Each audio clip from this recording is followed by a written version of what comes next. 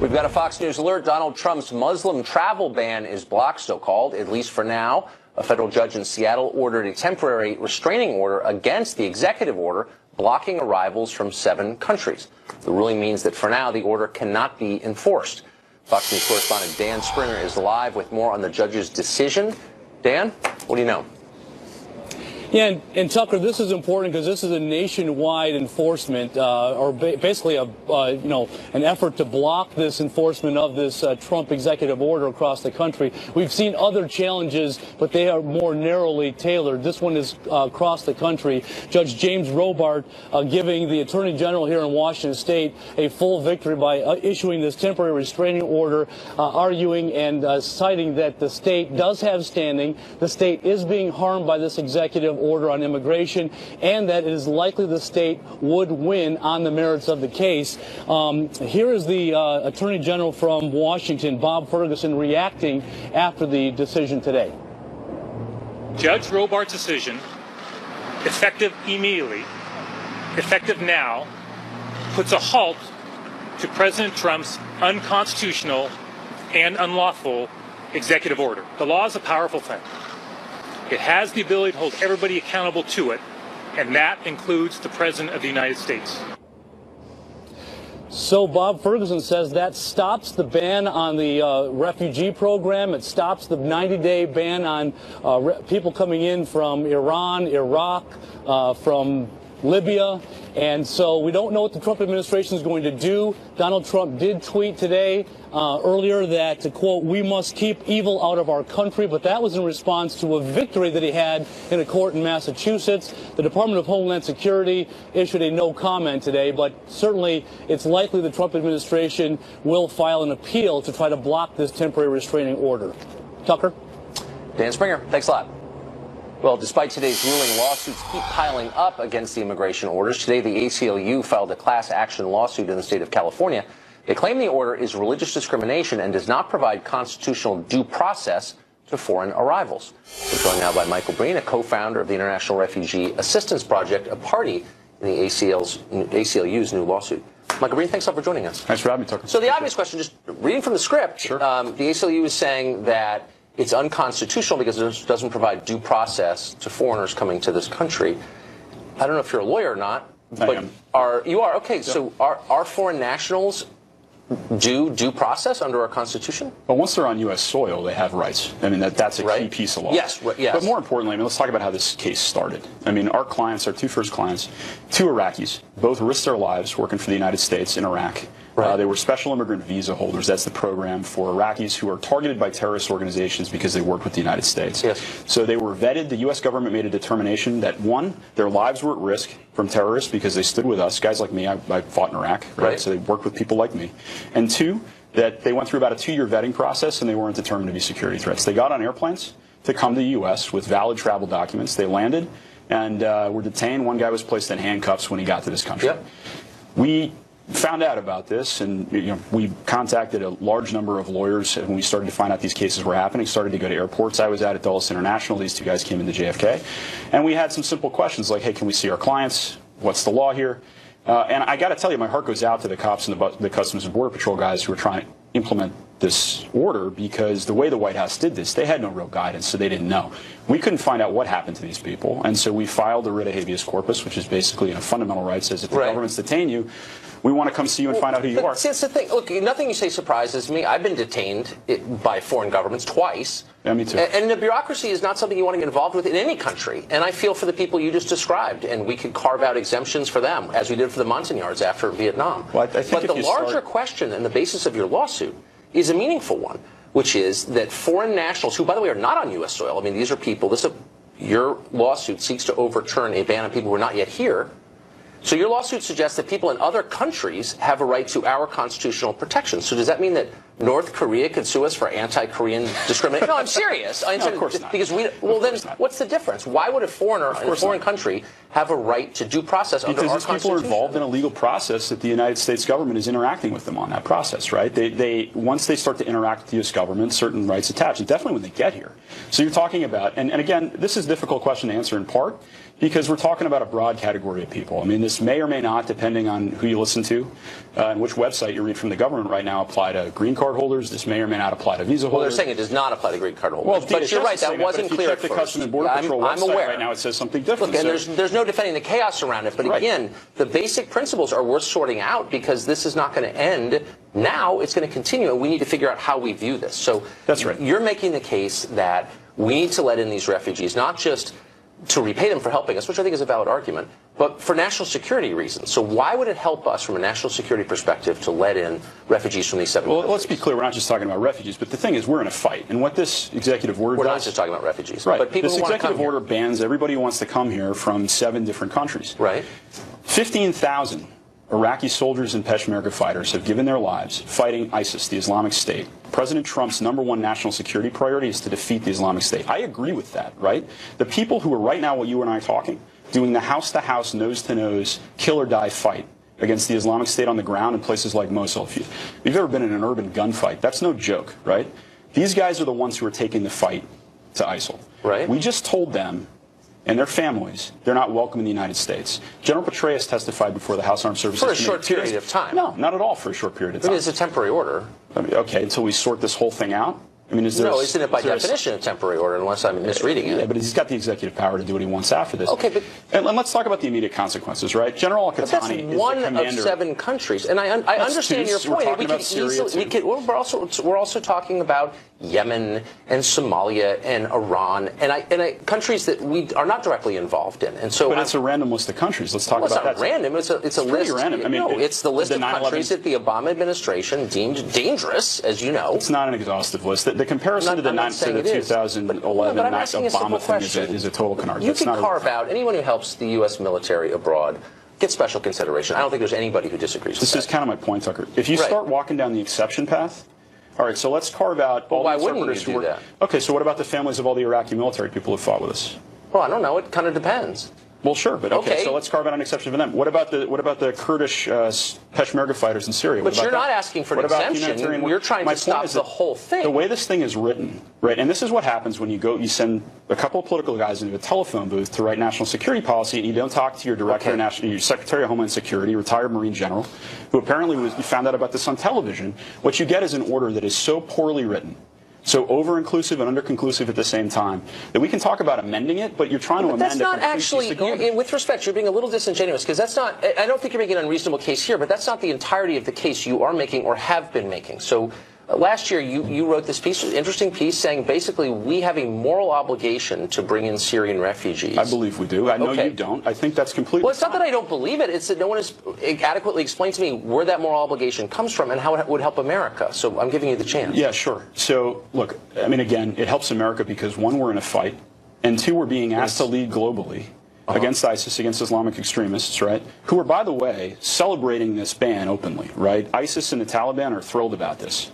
And I would encourage you to have some more security guys on the program. I've talked to a million security guys, and your opinion is one among many, but the idea that ISIS is going to hate us and act against us now that Trump has issued these orders They already hate us. That's not what I'm saying. They already hate us. This is an aid to recruiting, right? Well, they don't seem to have a problem with that already. Yeah, they kind of do. I mean, if you got 15,000 Iraqis who've been willing to die to fight these guys, almost all of whom are Muslim, yeah, they have a recruiting problem. Okay, so you think that they're going to dislike us more because of this. But what about our moral obligation? That's the part I don't understand. Not just dislike us. They will get stronger and we will get weaker. I mean, when you tell the commander of Iraqi counterterrorism, no, it isn't. We just told the commander of Iraqi, General Al-Qatani, commander of Iraqi counterterrorism forces, his kids are living in the United States right now because they're under terrorist threat.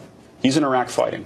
Under this EO, according to General Petraeus, who knows what he's talking about, General Qatani is not allowed to come see his kids. Okay. I mean, I'm a dad for 90 days, okay, look. but you're going to ask this guy to carry the fight against our biggest enemy and tell him, oh, for 90 days, don't come see your kids? I'm a dad. You're a dad. Come on, you wouldn't stand for that. Yeah. That's not hurt feelings. That's you not know, like safe governments space do things campus. like this all the time. No, they really don't. But you're not answering. Again, this is why I'm accusing you of being disingenuous, because it doesn't answer the question, why does the United States have a moral obligation to let people from Somalia come here? And I'm not against people from Somalia, but you haven't made an affirmative case for why that's good for our country.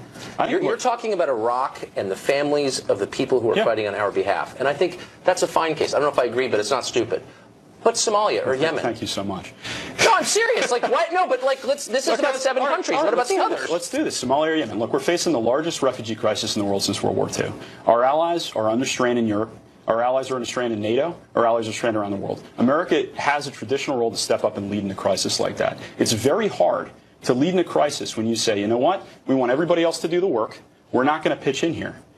I mean, you're undermining American moral leadership in this situation. That's not true. You can pitch in a countless number of ways without inviting the people to come live at your country in public expense. We're talking about a tiny percentage of people, and by the way, then how many? There's a lot of stuff here that says, I mean, how many refugees? Taking what, 10,000 Syrian refugees? But how many should we take in? At what point will we have done our duty? I mean, duty is a very loaded word here. How many should we let in? I mean, I would argue for a pretty large number of people. You would argue for fewer. I don't know what I would argue. I'm asking you. You do it for a living. Well, how many refugees? I mean, I think given the current vetting process and what it can take, you could do about 100,000 people, maybe 200,000 per year. Yeah, I think that's reasonable. But and you would do that to help those countries or to help our? I mean, look. Here's the point. We could get virtually anyone in the world to come here who wanted to come. Why wouldn't you say, let's figure out the people who will help America? I'm Maybe not we so need sure some more that's software true anymore. I mean, we can get the top talent in the world except for anybody from these 7 countries. Are you arguing that letting in 100,000 refugees from Syria or any of these countries would be to the economic benefit of the United States, to the moral benefit? Like, what is the point? That's all I'm asking. What is the point? What's exactly? the point? You're taking in people who so people you can feel good about yourself, or like? No, it's not so I can feel good about myself. Then why? Of course not. No, in the face of the largest refugee crisis since the Second World War, the United States has a leadership role to play. And by the way, let's not talk about these people like they're total social burdens. I mean, Henry Kissinger came here as a refugee. Are all social burdens. Albert Einstein came here as a refugee. Then if you're making, then are you? I just want to know what you're saying. Are you saying that if we let in 100,000 refugees per year, it will help the U.S. economy? It will assuage our guilt? I mean, like, what is the point? Okay, then what is it about? It will ultimately, I think, help the U.S. economy. At very least, it's cost neutral. There's a lot of information out there. You think it's cost neutral? Yeah, I do. In the long run, I think it's cost neutral. How long will it take to become cost neutral? I have absolutely no idea. So it's a guess. It's not a guess. It's an estimate. I mean, look, like, do you know? No, but I have some sense of what the costs are, and they're high. They're high. I mean, so you have to give a kind of countervailing explanation for why we'd want to do this. And no one ever does, other than to say, well, you know, it's our role to lead in the world. Oh, come on. That's a complete, you're building up a strong man and burning it down. You know that. No, I'm actually not. I'm asking, and I really am asking a sincere question. I've asked it night after night. Why would we do this? Well, because we have an obligation to this, because the Statute of Liberty tells us to do it. I'm not sitting here moralizing about the Statute of Liberty. I think this is in our strategic interest. We are fighting extremists who are telling everybody in the Middle East, ISIS has a simple message. You have 2 choices, right? You, average Muslim person in the Middle East, have 2 choices. You can live under our rule and fight with us against America, or we'll kill you. And what I'm saying is the United States can offer a 3rd choice. Which is come here? Which is stand with the United States. And it sends a hell of a message to people. And in exchange, you get to come here and go to our public schools? Of course not. But to say none of you can come here, to say, and we're not just talking about refugees. I mean, you're making this a very narrow argument. No, I'm not. Refugees. I'm actually talking about immigration. We just banned immigration from 7 entire countries, 2 of whom are the front lines in this fight. We just told everybody who's standing with us, you know what? We'll let you go kill and die in Mosul. We'll give you the bullets to do it. We'll send our special forces guys to go back you up. By the way, there's some tough conversations happening between friends of mine who are embedded with Iraqi forces and the Iraqis they're working with right now. Because their expectation was to move here after. No, because, I mean, come on. What do you mean? Come on, you just said that. So the tough conversations, I'm sorry, you don't get to move to the United States at the end? Like, what's the tough conversation? No, it's why don't you trust us enough to say, why don't you believe that any of us could potentially come here or visit your country on a student visa or anything else? And oh, by the way, why are you helping ISIS? General Hertling, I'm serious. Get General Hertling, my old division commander in Iraq. He's getting phone calls. I'm sure he is. He's getting phone calls from Iraqi colonels and generals, and they're on the phone saying, "Why are you helping the enemy? We are fighting together." Have my buddy Mark Madelson used to run the National Counterterrorism. So I assume that if unfortunately I'm being told we're out of time, if this order though, if you're successful in your lawsuit, the ISIS recruiting will slow. I think some damage has been done, but yeah, we can patch it up. I'm serious. Okay. I'm serious. Mr. Breen, thanks all for joining us. Thank you. Appreciate it. We'll continue to follow tonight's breaking news throughout the hour. We'll have live updates on what the ruling means for travelers, the future of the travel ban, and more. Also, the administration placed new sanctions on Iran today and said more will be coming. One congressman who supports that approach is here tonight to explain why it's in our national interest. Exactly. Stay tuned.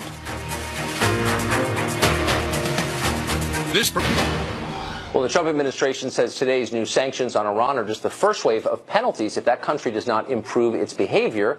This is a bad sign for the nuclear deal the Obama administration concluded with Iran 2 years ago, of course. But the question is President Trump putting the U.S. on the path to another showdown in that region? Congressman Lee Zeldin of New York supports the new sanctions on Iran, and he joins us now from Long Island, New York. Congressman, thanks for coming on. Happy to, Tucker. So you have, I'm just trying to understand what that means. You have Michael Flynn and you have the president both saying essentially the same thing. This officially puts Iran on notice. That sounds to me like a big step toward conflict, a red line over which, if crossed, we will fight. Is that what it is? What I think it is for the United States and our relationship towards Iran is a necessary reposturing from a position of weakness to a position of strength. What we've seen under the past administration is that we were starting to treat Iran like Israel and Israel like Iran. America's foreign policy should be one where we're treating our friends as our friends and our adversaries as our adversaries, understanding that our adversaries don't respect weakness, they only respect strength. We can't be silent, not because we want war, but because we want to prevent it. And to kind of sum it all up, maybe another way for Iranian leadership is the party's over. Okay, but what does that mean exactly? So that we're officially putting them on notice. How will we know when they've ignored the notice we're putting them on? And what does that mean? What's our next step? Well, we have seen a couple of things over the course of the last few days. One was the statement that you referenced. Today, you're seeing 25 between individuals and entities having sanctions placed on them. There are additional options that are available for us to get leverage. What was the sanctions for today? Well, that was directed towards trying to slow down Iran's ballistic missile program, as well as resources that are going to the IRGC. Support from North Korea, China, Lebanon. There are a lot of entities connected to other countries. And these sanctions are making a step. Let it be known to those individuals and those entities, as well as whoever else can be next, like maybe Mahan Air, that we're going to take those actions. Now, big picture, the sanctions relief that we provided, the $150 billion as part of the JCPOA, right, or the upwards of $150 billion, we lost a lot of leverage. Iran is not at the table begging us for relief where we can negotiate what we need to with all of Iran's other bad activities. So this is just one step of what needs to be a multi-step process to get that leverage back on the table so that we can start talking about all of the other efforts to overthrow foreign governments, finance Assad in Syria and Hezbollah, their ballistic missile program, their efforts to, they're pledging to wipe Israel off the map and chanting death to America. There's a lot that needs to be addressed that wasn't part of the JCPOA. Right, of course. I don't think anyone would defend Iran's behavior on a bunch of different fronts. But again, this seems like a line in the sand, and just for those of us following at home and with military-aged children, when exactly will we know if Iran has crossed it? If they conduct another missile test, will that be the spur to action, whatever the action is? Well, it gives Iran a lot to think about, that there are consequences for their bad activities and that we will approach these conflicts from that position of strength. But the military option should be on the table. That doesn't mean that we want to use it, that we have to use it, but there's no reason to just unilaterally take that off the table because, quite frankly, we are the greatest nation in the world. We have the strongest military in the world. We have a much stronger economy here in the United States than Iran has over there. So as the leaders of the free world, understanding that there are other countries that follow our lead in the way we handle Iran, I think it's important for us to have all options on the table. As far as how that red line looks, I think it's a smart move on the part of the Trump administration to just reposture where we are from a position of weakness to strength.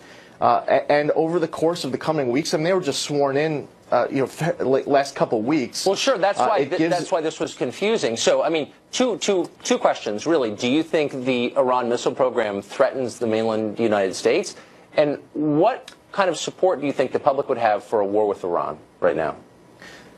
Well, there are some people who believe that the United States position as it relates to Iran's development of intercontinental ballistic missiles is because the United States is sticking up for Israel. These are intercontinental ballistic missiles. These aren't meant for Israel. It's meant for places like the United States. And every time that there's a ballistic missile test... So you think they are a physical threat to the United States, the missile program in Iran? They have made... I mean, on their holidays, they chant death to America in their streets. Well, of course, they call... like the United States, but are the missiles a threat, you think? Yeah, they call... absolutely. Well, so aside from... I mean, they pledged to wipe Israel off the map, calling them the little Satan and America the great Satan. Every time they do one of these ballistic missile tests, it's an opportunity for them to make technical corrections and to improve their hardware. So these aren't just, it's not just a sign of aggression. It's much beyond that. This is them fine-tuning their weapon systems to be able to develop to be able to deliver warheads. Okay, Congressman, thanks a lot. Lee Zeldin from New York. Tucker. We appreciate it. We're continuing to follow tonight's breaking news. A federal judge temporarily halting the administration's travel ban. That applies nationwide. We've got details on it next. Muslim nations has been halted across the country by a federal judge in the state of Washington. Fox News correspondent Trace Gallagher joins us now with the latest on that. Trace, what is this?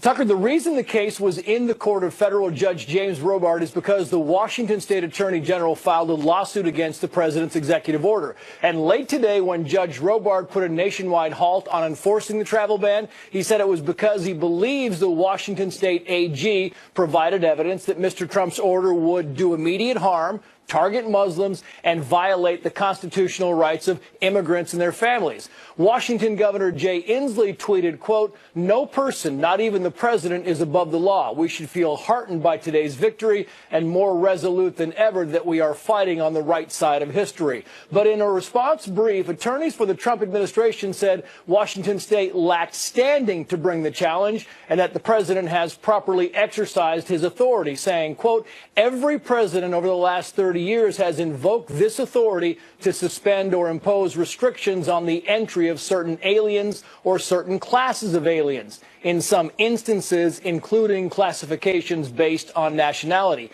We have not yet heard from the White House, but legal experts say they expect the Trump administration to both abide by the judge's ruling and seek an emergency appeal of the ruling.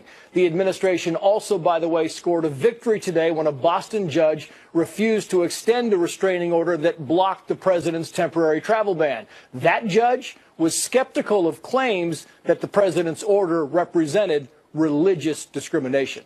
Tucker. Trace Gallagher, thanks for that. Well, tonight's court ruling means that at least for now, the president's executive order on immigration will not be enforced. Does that pose a threat to Americans? Tammy Bruce says the order was a boost to the country's long-term safety, and she joins us now from New York City. Hey, Tammy, great to see you. So why do you think the president's executive orders kept the country safer? Well, look, obviously there's a reason for the order in those nations. It was failed nation states and then two nation states that are state sponsors of terror, Sudan and Iran. These are nations, as a result, all seven of them, where there's no real infrastructural way to tell who it is that we're allowing in the country, first of all. And then you've got, of course, these are the nations that are consumed with civil war, with terrorism, where terrorist groups have the majority of the landmass. In addition, that ISIS, through the three cities that it's taken, Mosul and Raqqa and other areas in Libya, have what's called a fake passport industry. They have tens of thousands of blank passports in addition to state-based machinery to make identification papers. So you have potentially thousands of individuals with fake materials, fake ID. Remember also, Iran, like North Korea, has a state-sanctioned counterfeiting operation, not just with American cash, which is why we keep changing the design of our money, but also for identity papers. So we're looking at a dynamic where until we can be absolutely sure about who's coming into this country, we have to presume that there's a problem. Remember, this is limited. This is about making sure that we had some mechanism. So obviously this is the hot spot of where there's effectively a regional war leading to a world war, and we've got to have some parameters at this point. So, I mean, how confident are you that the federal government, under this president or any other, knows who's coming in? There was this weird moment today where DHS said that these orders affect 100,000 visa holders, followed pretty swiftly by the State Department moving the number down to 60,000. Wow. What do you make of that? Look, whether it's 60 or 100,000, I thought that news was great news in that, my goodness, We have potentially 100,000 people from a region that we don't even know who's there, that we've given visas to. I mean, that was a sign that this order was working, because it had been almost like we had been handing them out like candy. So there's no way that you could have 60 to 100,000 visas. Remember, this is just for those 7 countries. It's not like worldwide. And of course, now at this point, those visas are technically canceled. But if people still have the piece of paper, and now with this order being temporarily stopped, people can still come in. We had a number of Iranians fly in through Boston for a period of time who were allowed into the country with visas that effectively had been canceled. Huh. Yeah. Interesting. So what about the argument that's being made by a lot of people that this is in effect a religious test, a Muslim ban, and is therefore unconstitutional? Look, what's interesting is here's what the left is doing. They are determined to make sure that the Barack Obama theory, that the liberal theory of open borders, that everyone can come in here because that's what they need to do to boost their power, is the only answer. They've got to make sure that Trump fails, and as a result that this nation fails, because otherwise they'll be proven to be frauds. This obviously is not a religious test. It's 7 nations. 85% of the Muslims on the planet are not affected. So on its face, that's specious. I believe all of these, all the litigation, all the lawsuits will ultimately fail. But this is a test for the Trump administration, because this is about keeping our nation safe. We've sent the USS Cole over to Yemen. I mean, we're in a world where we're almost preparing for war here. And so keeping the parameters around this country is key. These arguments from the left are frauds. And of course, they're meant to have Trump fail, which means they want the nation to fail. Tammy Bruce, thanks for that. Thanks. Well, we have the governor of the state of Washington, Jay Inslee, on the phone. Governor Inslee backed the lawsuit that just brought down the president's order. Governor, are you there? I am. Thanks for joining us. So what was the basis of the lawsuit?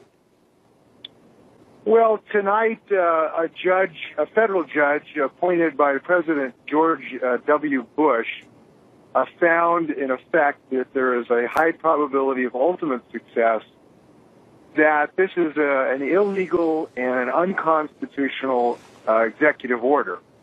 The claims that essentially the judge found would have a likelihood of success were, number one, that this is a clearly religiously intolerant decision, and contrary to your last speaker, who apparently hasn't read the order very specifically says that one particular religion, which is Muslims, are supposed to go to the back of the bus and the end of the line, on the line that is formed nationwide, to use the limited number of refugee spots that are allowed into this country.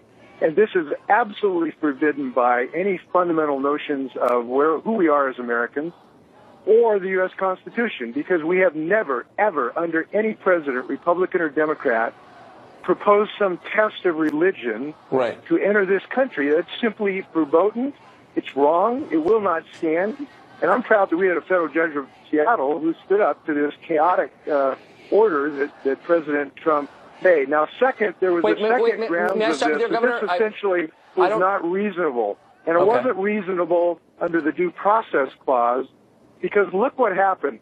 One of the things the judge asked, he asked the federal government today, he said, could you give me information of how many Muslim refugees from these 7 countries who have caused a fatal terrorist attack since September 11th, of the 700,000 people who have been admitted? Well, he already knew the answer. It was 0. So this was a violation, in my view. I haven't seen the order of the court yet, of some fundamental notions of common sense, which means due process in a sense.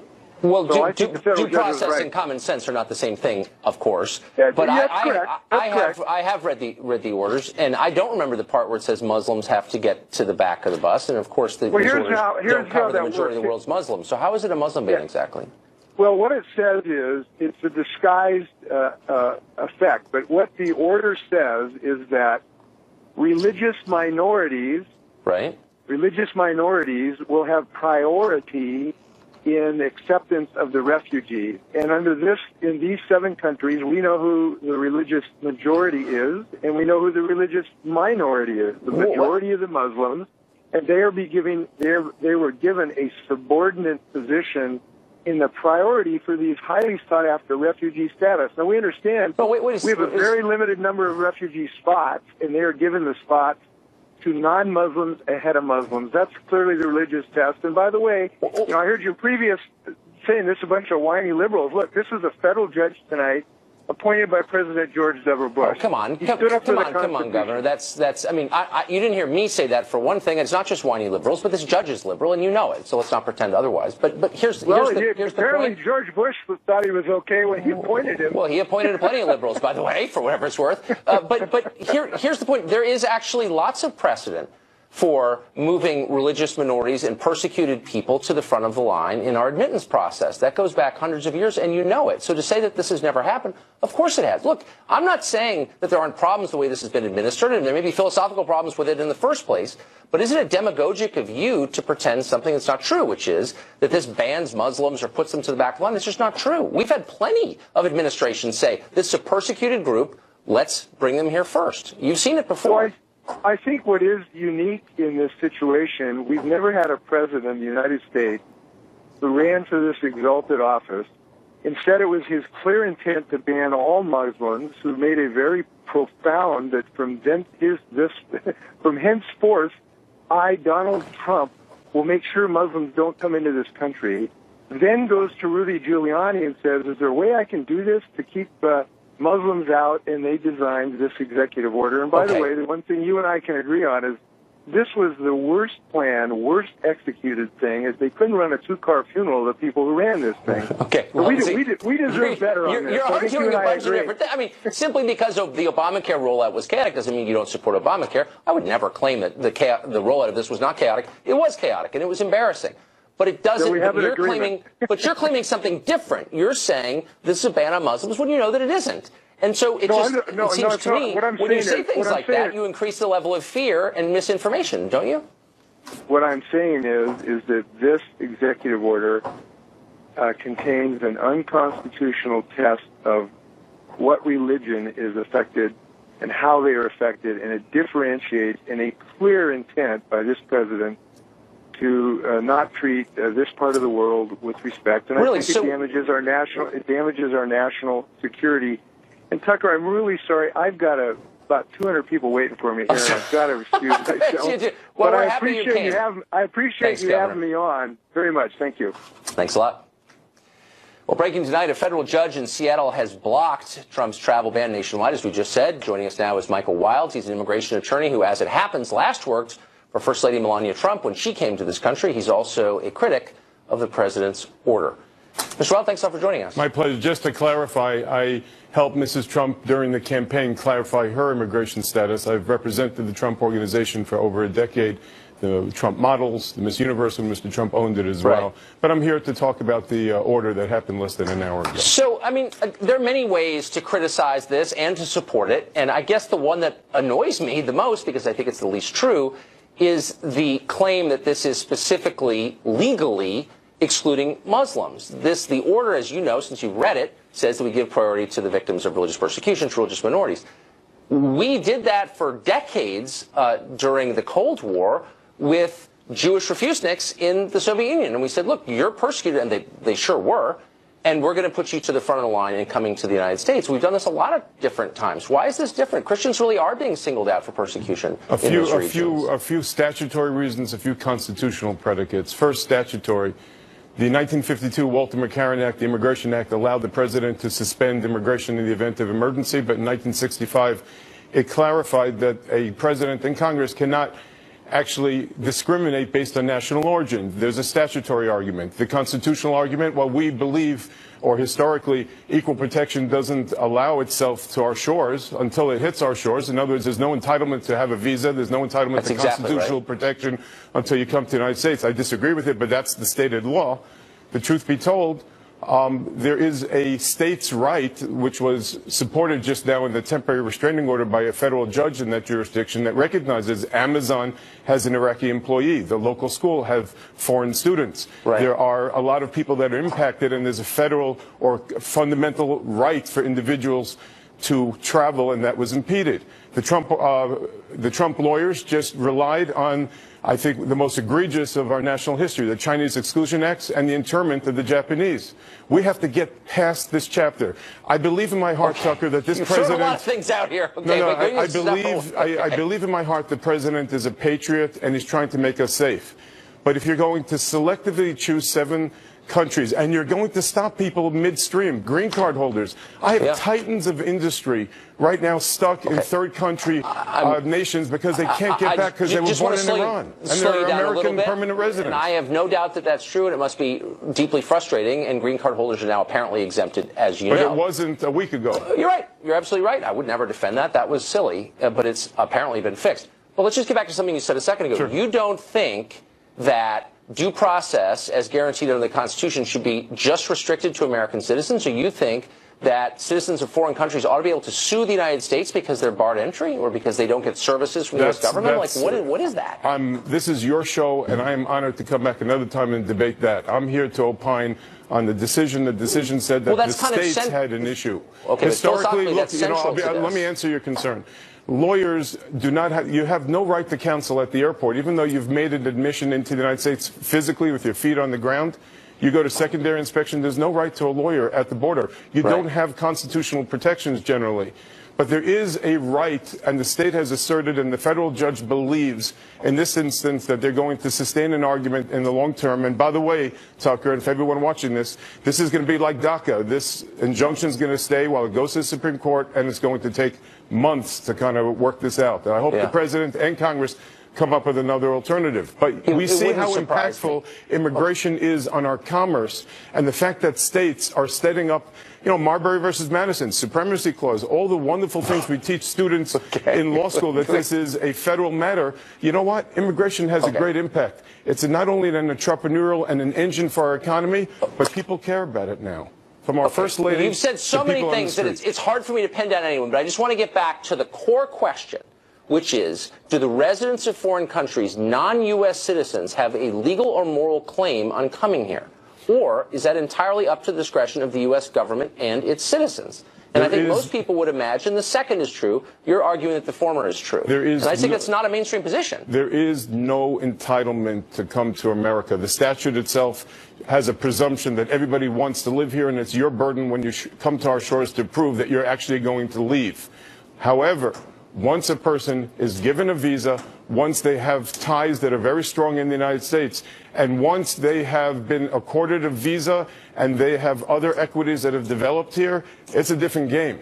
And you want to know something? It's 2017, Tucker. Okay, I know the year, but doesn't that cast us as kind of passive, us being Americans, as passive participants in this process? Shouldn't we be able to say, and why don't we assert the right to say, we want these people in our country, we think they're going to help our country, they'll succeed here, we don't want these people, we don't think they will. Why is that an immoral desire? Most other countries around the world run their immigration that way. Here. The plenary power of making laws is vested with Congress, not with our president, who's now going to experiment in a way to keep us safe. Uber vetting of just 7 countries when Indonesia and Saudi Arabia, 16 of the 19 hijackers hailed from Saudi Arabia, 11 million plus people here unlawfully, and we're going to beat up on 7 people with the prayer that the rest of the Muslim world will not come in? Should we add Saudi Arabia to the list? I mean, what is your point? I don't think it was a comprehensively thought or executed plan, and it certainly wasn't constitutional. But since you and I get to comment on it after the fact, do you think we should add Saudi Arabia and, as you said, Indonesia to the list? Like, what are you saying? Or should we just assume that all countries and their citizens pose an equal threat to us? Do you think that is true? I think are the citizens of Finland as much a threat to us as the citizens of Saudi Arabia? Like, can we draw those distinctions, or are we not allowed to? We shouldn't be drawing distinctions with Lady Liberty, but a few miles from this studio that I'm sitting in, with a beacon to those tired and huddled masses.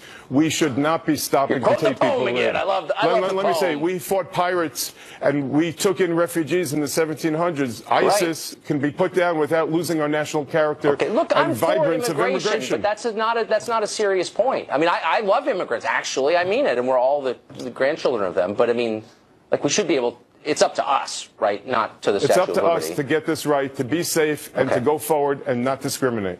All right. Thanks for joining us. Pleasure. The story is continuing to break, and of course, we'll continue to cover it as it does. Up next, Stuart Taylor, the famed writer, will join us to talk about sexual assault on campuses. How big a problem is it? And is due process afforded on campus? Justice in academia ahead.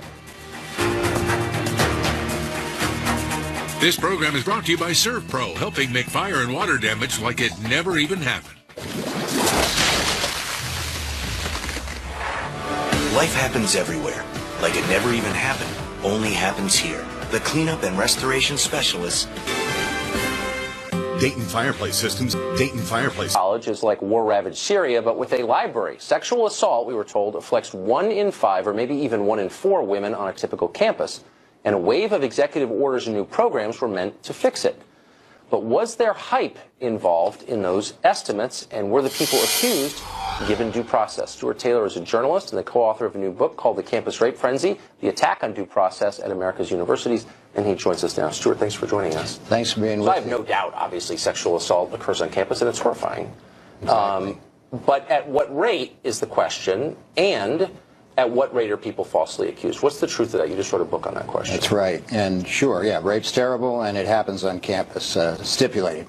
The idea that 1 in 5 college women are raped or sexually assaulted more broadly while on campus is absolute nonsense.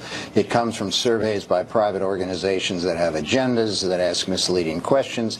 They don't ask the women, were you raped or sexually assaulted, because they know they won't get anywhere near the numbers they want. There are pretty good federal surveys on this. They would suggest that 1 in 100, roughly, women are raped during their 4 years in college, 5 years. And if you add lesser sexual assaults, less serious ones, you're up to about 1 in 40 or 1 in 50. That's way too many. But it's not the escalating national crisis that the Obama administration pretended it was. Now, in tandem with those claims was the idea that basically everyone accused of a sexual misdeed on campus was guilty. And my question from the beginning was, well, what happens to those people? Are they able to prove that they're not guilty, if indeed they're not guilty? Or is the justice system on campus anything like you'd expect in normal life? No, it's not at all. It's a Kafkaesque campus kangaroo courts is my word for them. First, lots of people accused of rape or sexual assault on and off campus are not guilty, especially on campus, because there are squadrons of sex bureaucrats at all the colleges in the country who are encouraging women to say they were raped when what they really were was regretful afterwards.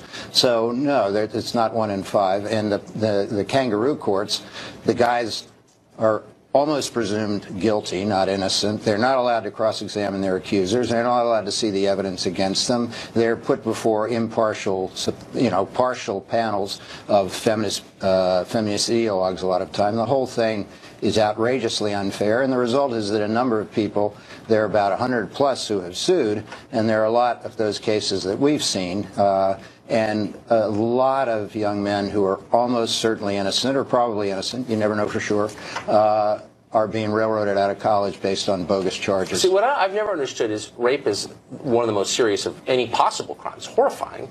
So why would a campus be adjudicating that? Why wouldn't the police, who have a lot of experience with this, be in charge, and the courts be in charge of determining what happened? It should be left to the police. The history is, decades ago, the police were not very nice to real victims of rape. Yes. They didn't take it seriously. I went to police districts. I heard them laughing about it. And so police got a bad rap. Yeah. And over time, they've gotten a whole lot better and more professional in handling these cases. But the feminist ideologues, the extreme feminist ideologues, man-hating ideologues, a lot of them, don't get that. So they developed this movement. Well, the police won't presume the guilt of the guys, and the campuses will, so let's have the campuses do it. And then the Obama administration ratcheted that up on April 4th, 2011 by essentially ordering all of the 7,000 plus campuses in the country that receive federal money to institute 5 specified new procedures, all of them designed to increase the probability of guilt, with an overhang of threatening to bring bad publicity and maybe take the money away, federal money, from any college that didn't do exactly what the Obama administration ordered it to do. As a result, even the ones who might like to be fair are not fair. It doesn't make sense, though. If you sincerely thought someone committed sexual assault, I want that person in jail. Exactly, and it's so twisted that the Obama administration and the colleges really discourage young women who say they were raped from going to the police. Sometimes they go to the police, but the colleges tend to say, and the Obama said, don't trust the police, they won't be nice to you, come to us. And One thing that's blindingly clear about that is it's not making the campuses any safer. If you really believe that there's an epidemic of rape on campus, you want to put those guys in prison. Yes. The college process can't put them in prison. And unless you put it, take them to the cops, which usually the colleges discourage, they'll just go on. If they're real rapists, they'll go on to the next place and keep raping. It's bewildering. I want people who commit sexual assault in jail. I mean, I do too. That's simple. All right. Stuart Taylor, interesting book, Campus Rape Frenzy. Thank you very much. Thank you. Pleasure being with you. We'll be right back. You know how painful heartburn can be. That's it for us on this busy night of breaking news. Every night is this week. A federal judge blocked President Trump's travel ban, at least temporarily. Customs and Border Protection has instructed U.S. airlines they can now board travelers who've been affected by that travel ban. How will the president respond? And he will. We'll bring it to you when we know. In the meantime, good night. Have a great weekend. And be sure to tune into Sean Hannity, which follows this. Good night.